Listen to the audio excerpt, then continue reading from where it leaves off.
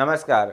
आप सभी लोगों का स्वागत है हमारे आज के खास प्रोग्राम में। प्रिय दर्शकों, आज के इस वीडियो के माध्यम से हम लोग चलते हैं एक नए पाठ की तरफ। षोडश वर्गीय चार्ट का निर्माण कैसे करते हैं और इसका फलादेश कैसे समझा जाता है, इसका महत्व क्या है, विस्तार से क्रमबद्ध तरीके से हम लोग पाठ को पढ़ते रहेंगे, समझते रहेंगे और ज्योतिष की गहराई में जाते रहेंगे। किसी भी जातक के किसी भी फल प्रश्न का फल स्वरूप कथन कहने के लिए विशेष एक चार्ट का निर्माण किया जाता है, जिसको वर्ग चार्ट के नाम से जाना जाता है। जैसे किसी जातक ने प्रश्न किया कि हमारे जीवन में धन कितना होगा, तो धन के लिए हम लोग लगन चार्ट में, जिसको D1 चार्ट बोला जाता है, लग्न चार्ट में द्वितीय स्थान को देखते हैं। द्वितीय स्थान की स्थिति क्या है, कितना शुभाशुभ प्रभाव है, द्वितीय की स्थिति क्या है, किस स्थिति में द्वितीय से स्थित है, द्वितीय भाव पर किन किन शुभाशुभ ग्रहों का प्रभाव है, चर कारक की स्थिति क्या है, स्थिर कारक की स्थिति क्या है। और इसके बाद क्या देखेंगे, इसके बाद देखेंगे द्वितीय स्थान का संपूर्ण फलादेश, यानी गहराई से फल को प्राप्त करने के लिए D2 चार्ट देखेंगे, जिसको होरा वर्ग चार्ट के नाम से जाना जाता है। तो इस वीडियो के माध्यम से हम लोग होरा चार्ट को समझेंगे, कैसे होरा चार्ट का निर्माण किया जाता है और होरा चार्ट का फलादेश कैसे समझा जाता है। अगर किसी भी जातक का या आप अपनी पत्रिका, अगर आपका ज्योतिष में प्रेम है और अगर आप ये जानना चाहते हैं कि आपके जीवन में धन कितना होगा, तो आपके लिए ये पाठ बहुत ही महत्वपूर्ण होगा। आपने सुना होगा सप्तवर्गीय चार्ट, 10 वर्गीय चार्ट, 16 वर्गीय चार्ट, 20 वर्गीय चार्ट, अनेक चार्ट बनते हैं। जैसे कि नवांश से पत्नी के बारे में विचार करते हैं, अपने ग्रहों के बलाबल को देखा जाता है। सप्तांश से अपने पूर्व अर्जित कर्मों का विचार किया जाता है, संतान के बारे में विचार करते हैं। शिक्षा से संबंधित प्रश्नों का आंसर लिया जाता है। इसी प्रकार से देशकाल से हम अपने भाई बहनों का, अपने बलाबल का, हमारा पराक्रम कितना अच्छा होगा उसका विचार करते हैं। भाई बहन कैसे होंगे उसका विचार किया जाता है। इसी प्रकार से हम लोग होरा वर्ग चार्ट से धन का विचार करते हैं। बहुत सारे चार्ट हैं, क्रमबद्ध तरीके से हम पाठ के माध्यम से आपके समक्ष उपस्थित करते रहेंगे। अगर आपका ज्योतिष में प्रेम है तो आप इसको अध्ययन करते रहिए, निश्चित है आप ज्योतिष के गहराइयों में जाते रहेंगे। क्योंकि देखिए, कोई भी वर्ग चार्ट देखने का तात्पर्य यह है कि इस लग्न चार्ट को और गहराई से समझना, किसी भी जातक के किसी भी प्रश्न को गहराई से समझना, यही वर्ग चार्ट है। तो सबसे पहले नंबर पर होरा का निर्माण कैसे करना है। होरा का निर्माण करने के लिए आपको विशेष ये ध्यान देना है कि आप सभी समझते हैं कि कोई भी राशि 30 अंश की होती है। कोई भी राशि या किसी भी राशि में स्थित ग्रह 0 से लेकर और 30 अंश के अंतर्गत ही होता है। अब आपको ये विचार करना है कि जो राशि लग्न चार्ट में स्थित है वो कितने अंशों पर स्थित है। अगर 0 से 15 अंश के अंदर स्थित है तो पहली होरा, और 15 से 30 अंश के अंदर अगर स्थित है तो दूसरी होरा। इसी प्रकार से यदि कोई भी ग्रह जन्म पत्रिका में 0 से 15 अंश के अंदर स्थित है तो पहली होरा में स्थित होगा, और 15 से 30 अंश के अंदर स्थित है तो वो दूसरी होरा में स्थित होगा। और इसके लिए एक सूत्र आपको और याद रखना है, विशेष 2 ही सूत्र हैं होरा चार्ट का निर्माण करने के लिए। आपको सबसे पहले नंबर पर यह देखना है कि लगन चार्ट में जो राशि स्थित है वो सम राशि स्थित है या विषम राशि स्थित है। अगर लग्न चार्ट में, अगर D1 चार्ट के लग्न में अगर विषम राशि स्थित है और 0 से लेकर 15 अंश के अंदर राशि का मान है तो पहली होरा यानी सूर्य की होरा होगी। और 15 से लेकर और 30 अंश के अंदर स्थित है वो राशि, तो चंद्रमा की होरा होगी।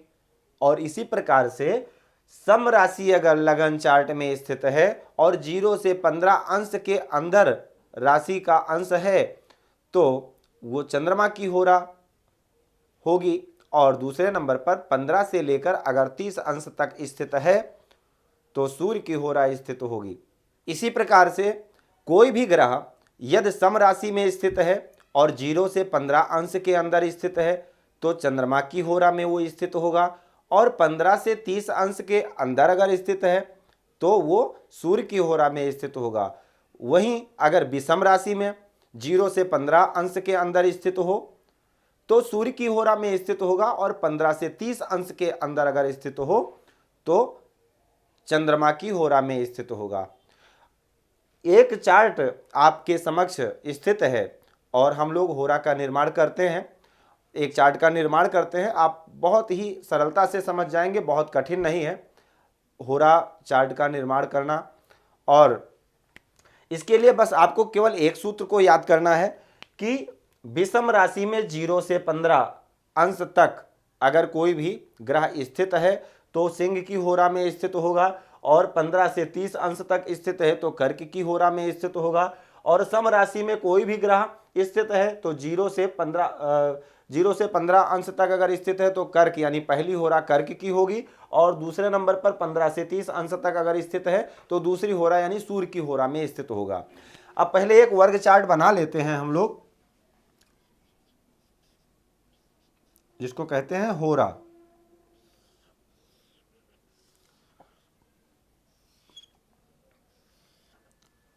आप लोगों के समक्ष एक पत्रिका का निर्माण किया हुआ है मैंने, और जो कि मीन लगन की पत्रिका है। और मीन लगन की पत्रिका सम राशियां और विषम राशियां आपको पता ही होगा, 1, 3, 5, 7, 9 और 11 ये विषम राशियां हैं। 2, 4, 6, 8, 10 और 12 ये सम राशियां हैं। तो आपके समक्ष जो पत्रिका निर्मित है मीन लगन की पत्रिका है, यानी सम राशि लग्न में स्थित है। और राशि का मान कितना है? 1 डिग्री 27 मिनट। राशि का जो मान है वो 1 डिग्री 27 मिनट है, यानी 15 अंश से कम है। 15 अंश से कम होने के कारण ये चंद और सम राशि है तो और 0 से 15 अंश के अंदर है, तो इसलिए कर्क की होरा का लग्न चार्ट बन करके तैयार होगा। यानी कर्क की होरा बनेगी। तब जब यहां कर्क प्राप्त हो गया तो यहां पर सिंह लिख दीजिए।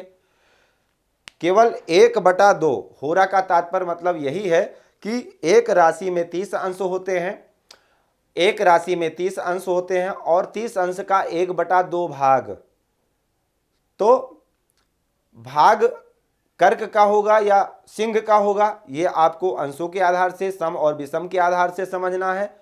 और ग्रह कर्क के होरा में स्थित होगा या सूर्य चंद्रमा के या सिंह के होरा में स्थित होगा, ये आपको ग्रहों के स्थिति के आधार से समझना है। तो सबसे पहले नंबर पर मीन लग्न की पत्रिका है जो कि सम राशि लग्न में स्थित है और 0 से लेकर 15 अंश के अंदर लग्न का मान है, यानी अंश पर स्थित है। तो इसलिए पहली होरा चंद्रमा की होरा तैयार होगी। और अब इसके बाद अगर हम बात करें तो सबसे पहले नंबर पर सूर्य के बारे में बात करते हैं। सूर्य जन्म पत्रिका के एकादश स्थान में स्थित है, ये सम राशि में स्थित है। बस आपको केवल किस भाव में ग्रह स्थित है इससे कोई मतलब नहीं है, आपको देखना है ग्रह सम राशि में स्थित है या विषम राशि में स्थित है। विशेष आपको इसी विषय पर ध्यान रखना है। और सम राशि में अगर स्थित है तो कितने अंश पर स्थित है? अगर 15 से कम अंशों पर स्थित है तो चंद्रमा की होरा में स्थित होगा, और 15 अंशों से ज़्यादा यानी 15 से 30 अंश के अंदर स्थित है तो सूर्य की होरा में स्थित होगा। अब सूर्य 15 अंश पार करके यानी 15 अंश और 18 कला पर स्थित हैं, तो यानी सूर्य सम राशि में 15 अंश से ज्यादा है, तो इसलिए सूर्य की होरा में स्थित होंगे, यानी सिंह की होरा में स्थित होंगे।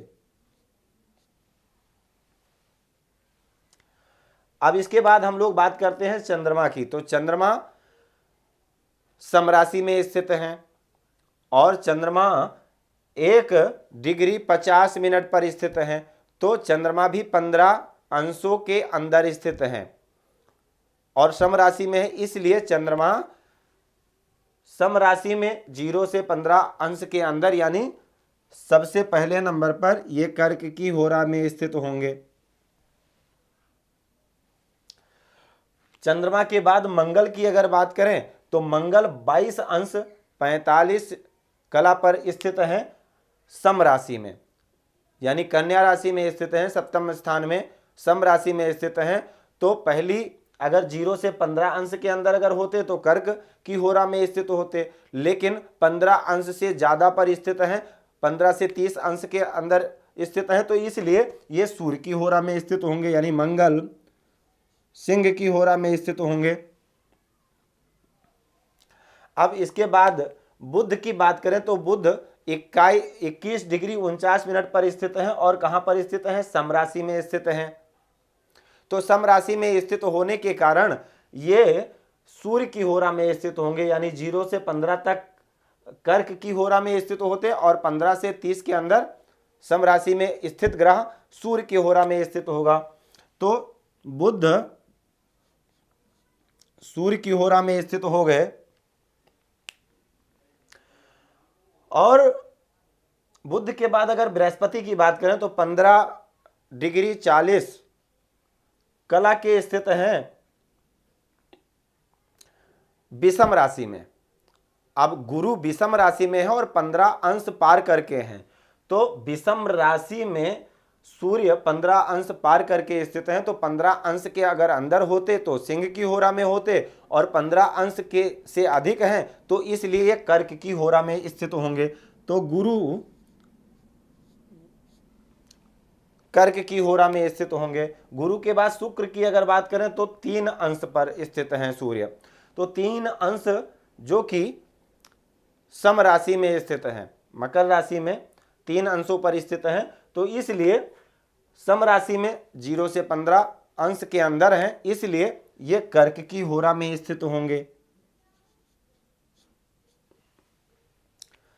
शुक्र के बाद शनि की बात करें तो 28 अंश पर स्थित हैं, तो शनि देव सम राशि में 28 अंशों पर स्थित हैं और 15 डिग्री तक अगर स्थित होते तो कर्क की होरा में होते और 15 से 30 के अंदर हैं, इसलिए सूर्य की होरा में स्थित होंगे, यानी शनि देव सूर्य की होरा में स्थित हैं।